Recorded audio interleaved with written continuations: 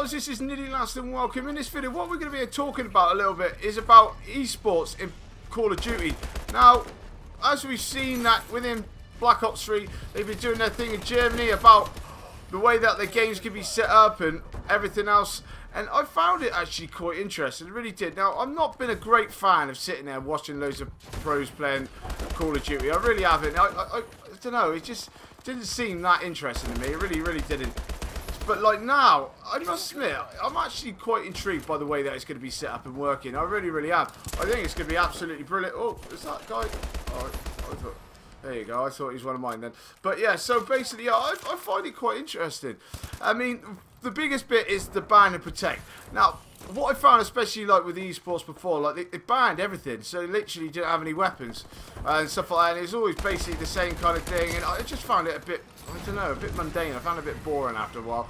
So the fact now that they choose which guns are banned, which guns they don't want to keep, or what else, I think it's an absolutely brilliant idea. I think that's a great idea, and obviously it can be used quite tactfully, which it was in Germany as well, because there's one guy who was absolutely brilliant with Man of War, and like his mates were making sure that they could protect that particular weapon. So I thought that was an absolutely brilliant idea. Also, the specialists. Now, them I'm going to find are going to make it a hell of a lot more interesting as well. I really am, because with the specialists involved, it gives it a lot more, you know, a lot more diversity, a lot more interest in the game. Because the fact of the matter is, like now, is people really have to think. Oh, look at that. Here you go. People really have to think about which characters they want to use. Now they have got it quite balanced. Look at the spawn killing on this game.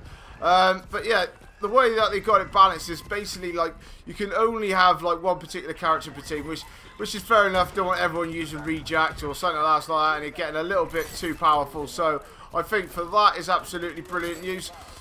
Oh, where are we, boys? Yeah, so all of that. So with your ban and protect and your specialist, now you're gonna have all that set up, and that goes on for a little bit. So it's like a bit of a lottery, and it's actually quite interesting to watch. Now, when you move actually into the actual codcast in itself, another thing that I like to see is the fact that you get to see people's perks, the way that people are set up and whatnot else. And obviously this, like the big X-ray vision, you want to be able to see players where they are and all that lot else, because it makes it a lot more entertaining to watch. It really does. And don't get me wrong, they had like the bit of the X-ray before and that, but the way it's done now is a lot better. It really is. And I am glad that they have. I'm glad that they have actually done it. I really am.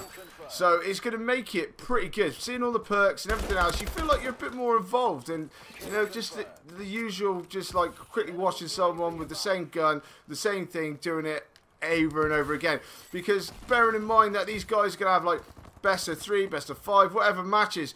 And, you know, if people are running away with certain guns and everything else like that, they're going to get them banned in the next game. You know what I mean? They're going to make sure they're teched out. They're going to make sure certain equipment's teched out for the next game and whatnot else. And I think that's going to make it highly interesting. It really is. So, for me, I can't wait for it now. I must admit, I will be watching a lot more of it. But let me know in the comment section below, guys. Basically what you're thinking. I mean, you're actually liking the way it's set up, and also basically how many people actually like to watch esports as a whole. Because like I got certain friends, and they actually quite like to watch it, but like then I got certain friends who just say it's just a load of tasks, just a load of, you know, men getting paid too much money for sitting there playing a computer game and whatnot else. But I must admit, as long as it's entertaining to watch and it's done well, I think it's going to work quite well. And I think that Treyarch have actually put quite a lot of oh, look at this for shooting. Quite a lot of effort into the actual game. This is the poorest game I've had for a while, I gotta be honest here. But yeah, so it looks like they put a lot of effort in, and it is good to be able to see. But like I say, leave everything in the comment section below, or contact me on Twitter about exactly what you're thinking about it. I do apologise about the gameplay. Jumped in a bit late, but I couldn't quite get into it, I'm going to be honest here. So I do apologise about that. But coming up on my screen now is going to be my subscribe button. If you can jump on that. And also, guys, if you can drop a like on this video and support me, it'd be absolutely amazing. This is Nearly Last, and I'll catch you later.